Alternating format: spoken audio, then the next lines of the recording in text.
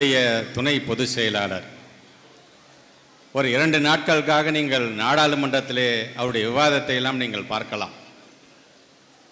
அங்கே இருக்கின்ற சங்கிகள் அவரை பார்த்து ஏளனமாக சிரித்த பொழுது அவர்களுக்கு நேருக்கு நேராக நின்று ஒரு சிங்கம் போல அண்ணல் அம்பேத்கர் சொல்வார் அல்லவா, கோயிலுக்கு முன்னாடி கெடாவை தான் வெட்டுவாங்க, சிங்கத்தை வெட்ட மாட்டாங்க, சிங்கத்தை போல் நீங்கள் சீர வேண்டும் என்று சொன்னார் பார்த்தீங்களா? அதுபோன்று சிங்கத்து போல இந்த நாடாளுமன்றத்திலே சீரிய நம்முடைய அண்ணன் நம்மிடம் அன்பை காட்டும் பொழுது அவர் ராஜாவாக இருப்பார்.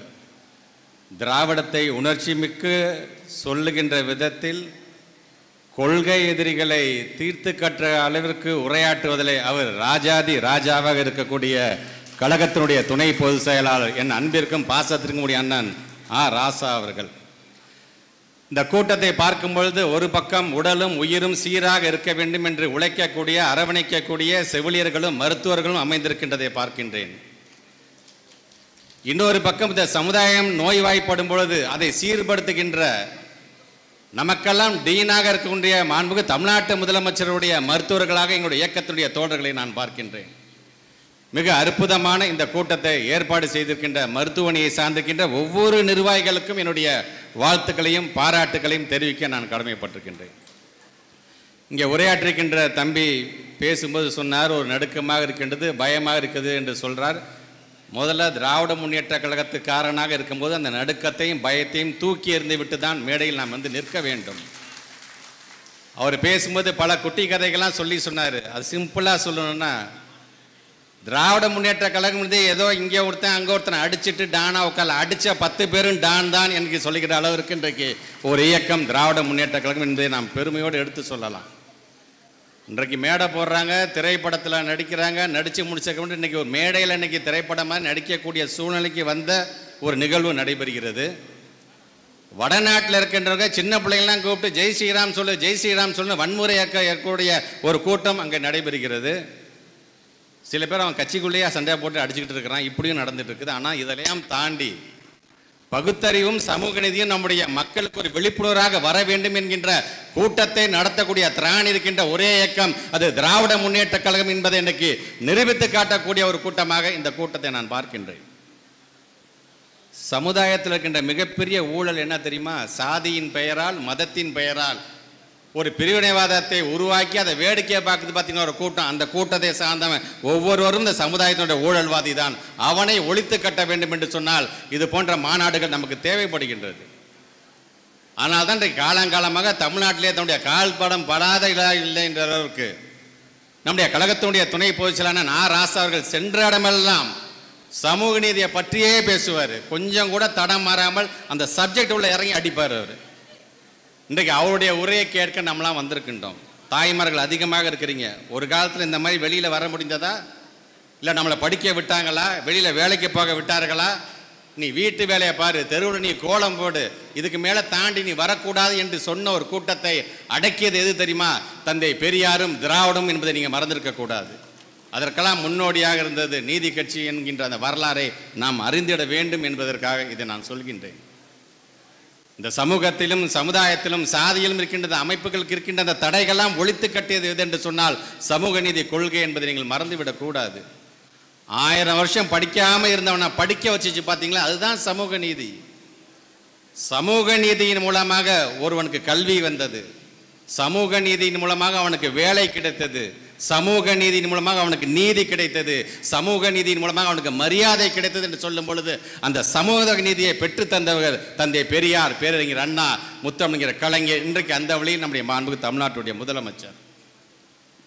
ஆக இன்றைக்கு இதெல்லாம் தெரியாமல் சில சங்கிகளா, இல்லை சங்கிகள் போர்வை போத்தவர்களா, இல்லை நேரடியாக மறைமுகமாக சங்கிகளுடைய ஆதரவை பெற்றவர்களா என்று தெரியாமல் நீங்கள் அவங்கெல்லாம் பேசுகிறாங்க. சாம்பார் வடை பாயாசம்னு பேசிட்டு போகிறான். அவனுக்கு தெரியும் எது நல்லது எது கெட்டதுன்னு தெரியும். புரிந்தும் புரியாமல் போய் இருக்கிறதுக்கு ஒரே காரணம் என்ன தெரியுமா? நம்மை எதிர்க்க வேண்டும். இருக்கக்கூடிய வேதனை என்னவென்று சொன்னால் அறிவாயுதத்தை சிந்திக்க கற்றுக் கொடுத்த இயக்கமே திராவிட முன்னேற்ற கழகம் தான். சிந்தித்து செயல்பட வேண்டும். கொள்கை எதிரி யார் என்று சொன்னதே நாம தான். நாம் இப்படி ஒரு படையை திரட்டிக்கிட்டு வாங்கடா என் பின்னாடி வாங்க, நம்முடைய கொள்கை எதிரியை நோக்கி நாம் போவோம்னு சொல்லும் பொழுது நம்ம பின்னாடி இருந்துட்டு நம்ம மேலே அம்பு எழுதிட்டு இருக்கிறான். அந்த கூட்டத்தை பார்த்து கொண்டு சொல்லி நம்முடைய கொள்கை எதிரி நம்மை பார்த்து சிரிப்பான் என்கின்ற குறைந்தபட்ச அறிவு கூட இல்லாமல் இன்னைக்கு உளறான், மேடையில் மைக்கப்பட்டு உளறி கொண்டு இருக்கின்றார்கள். கிளையில உட்காந்துட்டு அடிமரத்தை வெட்டுற மாதிரி என்ன பேசணும் என்ன புரிதலே இல்லாமல் இருக்கக்கூடிய ஒரு கூட்டம் இன்றைக்கு இருந்து கொண்டு அதை பார்த்து பரிதாபப்படக்கூடிய ஒரு நிலையில் தான் இருந்து கொண்டிருக்கின்றோம். அவர்களுக்கும் சேர்த்து உழைக்கக்கூடிய இயக்கமாக நம்முடைய திராவிட முன்னேற்ற கழகம் இன்றைக்கு இருந்து கொண்டிருக்கிறது என்பதை நீங்கள் மறந்துவிடக்கூடாது. ஆக இது மாதிரி நேரத்தில் இந்த பகுத்தறிவும் சமூக நீதியும் சேர்த்து ஒரு மாநாடு போன்ற இந்த கூட்டத்தை ஏற்பாடு செய்திருக்கின்ற சகோதரி அஞ்சுகம் பூபதி அவர்களுக்கு என்னுடைய நன்றியையும் பாராட்டுகளையும் தெரிவிக்க நான் கடமைப்பட்டிருக்கின்றேன். சமூக நீதி இடஒதுக்கீடுன்னு நம்ம சொல்கிறோம் பார்த்தீங்களா, ஒன்றும் இல்லை, இந்த மண்டல கமிஷனுடைய குழுவை கொடுத்த அந்த மண்டலர்களே சொல்லுகிறார், Tamil Nadu is a pioneer state in communal reservation. நாம தான் கொண்டு வந்திருக்கோம். ஒட்டுமொத்த இந்தியாவிற்கு இடஒதுக்கீடுனா என்ன அப்படின்னு சொல்லி கொடுத்ததே நம்முடைய தமிழ்நாடு என்று அவரே சொல்லுகிறார். ஒட்டுமொத்த இந்தியாவிற்கும் ஒரு ஆசிரியராக இருக்கக்கூடிய நம்முடைய தமிழ்நாடு. அதனால தான் இன்றைக்கு சமூக விரோதிகள் எத்தனை பேர் இந்த சமத்துவ பள்ளி உள்ளுக்கு நுழையணும்னு ஆசைப்பட்டாலும் நாம் விடுவது இல்லை. 100 வருஷத்துக்கு முன்னாடியே இந்த வகுப்புரிமை இடஒதுக்கீடை பற்றி பேசியது நீதி கட்சி பிரகடனம் பண்ணுச்சு. அதாவது நம்முடைய தந்தை பெரியார், பேரறிஞர் அண்ணா, முத்தமிழர் கலைஞர் மூலமாக இன்றைக்கு நமக்கான ஒரு வாய்ப்பாக வழிவகை செய்த தலைவர்கள் அவர்கள். இன்றைக்கு அதனுடைய நீட்சியாக நம்முடைய மாண்பு தமிழ்நாட்டு முதலமைச்சர் இந்த சமூக நீதினு சொல்கிறோமே, இந்த இடஒதுக்கீடுன்னு சொல்கிறோம், இது சரியா முறையா அங்கே செயல்படுத்தப்படுகின்றதா என்பதற்காக சமூக நீதி கண்காணிப்பு குழு என்கின்ற ஒரு குழுவை கொண்டு வந்தவர் நம்முடைய தமிழ்நாட்டுடைய முதலமைச்சர் அவர்கள். அதற்கு தலைவராக அண்ணன் சுபவீர பாண்டியனுக்கு இருந்து கொண்டிருக்கின்றார். எங்கெல்லாம் சமூக நீதி மறுக்கப்படுகின்றதோ, எங்கெல்லாம் இடஒதுக்கீடுக்கு இடையூறு வருகின்றதோ அதையெல்லாம் உறுதி செய்து அதை சரி செய்கின்ற பணியில் இன்றைக்கு அவர் தன்னை ஈடுபடுத்தி கொண்டிருக்கின்றார்.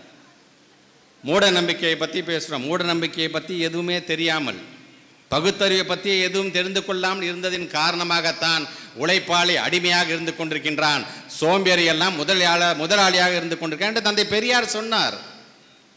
பெரியாருடைய கூற்று என்பது என்ன தெரியுமா, ஒரு கிணறு இருக்கின்றது, கிணறுல விஷக்கிருமிகள் உள்ளே விழுந்துருச்சு, அது பாய்சன் ஆயிடுச்சு, விஷமாக மாறிவிட்டது என்று சொன்னால் ஒன்று ஏதாச்சும் மருந்து தெளித்து அதை நம்ம சரி செய்யணும், இல்லை என்று சொன்னால் தண்ணியை வெளியேற்றணும். தந்தை பெரிய என்ன பண்ணார், ஒட்டுமொத்தம் மண்ணை போட்டு அந்த கிணத்தையே மூடி வச்சிருக்கார். அதனால தான் இன்றைக்கி விஷப்பூச்சிகள் பெரியார் பேரை சொன்னாலே இன்றைக்கி வைத்தறிச்சு வருகிறான். இன்றைக்கு இப்படிப்பட்ட தந்தை பெரியாருடைய வழியில் இன்றைக்கி ஒரு திராவிட மாடல் அரசை நடத்தி கொண்டிருப்பவர் தமிழ்நாட்டுடைய முதலமைச்சர். பகுத்தறிவு எவ்வளோ அவசியம் என்று சொன்னால், பகுத்தறிவோடு இருந்தால்தான் ஒரு மனித சமுதாயம் முன்னேற்றம் அடையும் என்று சொன்னவர் நம்முடைய பேரறிஞர் அண்ணா அவர்கள். இன்றைக்கு எல்லோருக்கும் எல்லாம் என்கின்ற ஒரு திராவிட மாடல் அரசை நடத்தி கொண்டிருப்பவர் நம்முடைய மாண்புமிகு தமிழ்நாட்டுடைய முதலமைச்சர் அவர்கள். சமூக நீதி கொள்கையை கையில் எடுத்துக்கொண்டு, ஏன் சமீபத்தில் கூட ஒரு கூட்டம் நடந்த அகில இந்திய சமூக நீதி கூட்டமைப்பினுடைய 3வது இணைய மாநாட்டில் அண்ணன்லாம் கூட கலந்துக்கிட்டாங்க. நாங்கள் பார்த்தோம். நம்முடைய முதலமைச்சர் பேசும்போது சொன்னார், பேக்வேர்டு கிளாஸ்க்கு 27% சொல்கிறோமே, இன்றைக்கும் ஒன்றிய அரசு துறையில் அந்த பேக்வேர்டு கிளாஸ்க்கான 27% இன்றைக்கும் வழங்கப்படுகிறதா என்று சொன்னால் இல்லை என்று நம்முடைய முதலமைச்சர் சொல்கிறார். அரசியல் அதிகாரத்தில் பெண்களுக்கான அதிகாரம், மகளிர் மசோதா என்ன ஆச்சு, கிடப்பில் தூக்கி போட்டுருச்சு இன்னைக்கு பாரதிய ஜனதா. அன்றைக்கு அந்த கூட்டத்தில் எடுத்து சொல்லுகிறார். அப்படி இன்றைக்கு பாரதிய ஜனதா எந்தெந்த விஷயத்தெல்லாம் இன்றைக்கு நமக்கு மிக இடையூறாக இடைஞ்சலாக இடஒதுக்கீடு கிடைக்காமல் செய்கிறதோ அதையெல்லாம் சுட்டி காட்டி அந்த மாநாட்டிலே உரையாற்றியவர் நம்முடைய மாண்புமிகு தமிழ்நாட்டு முதலமைச்சர் என்பதை நீங்கள் மறந்துவிடக்கூடாது. அப்படி இன்றைக்கு இந்த மாநாடு என்பது மிகவும் அவசியமாக, நீட் ஆஃப் த அவர் என்று சொல்வது போல இந்த மாநாடு மிக மிக அவசியமான ஒன்றாக இன்றைக்கு பார்க்கப்படுகின்றது. ரொம்ப ஈஸியாக ரொம்ப சுலபமாக கேட்டுறான், திராவிடம் என்ன செஞ்சு கிழித்தது அப்படிங்கிறான். அவன் எவன் கேட்டாலும் சொல்லுங்க, திராவிடம் என்பது அடிமைத்தனத்தை ஒழித்தது, திராவிடம் என்பது பெண் அடிமைத்தனத்தை கிழித்தெறிந்தது, திராவிடம் என்பது மூட நம்பிக்கையை கிழித்தெறிந்தது, இப்படி திராவிடம் என்பது மதராஸ் என்கிற வார்த்தையை மாற்றி சென்னை என்று கொண்டு வந்தது, இப்படி திராவிடம் என்ன செய்து என்பதை எடுத்து சொல்லுகின்ற விழிப்புணர்வை பெறுகின்ற கூட்டமாக இந்த கூட்டம் அமைந்துவிடும். இதே மீறி திராவிடம் என்ன செஞ்சு கிழிச்சுன்னு அவனாச்சும் கேட்டானா, ஓ முகத்தரையை கிழிச்சதே எங்களுடைய திராவிடம் தாண்டா என்று சொல்லுகின்ற கூட்டமாக இது அமைந்திட வேண்டும் என்று சொல்லி நல்ல வாய்ப்பு. நன்றி கூறி விடைபெறுகிறேன். நன்றி, வணக்கம்.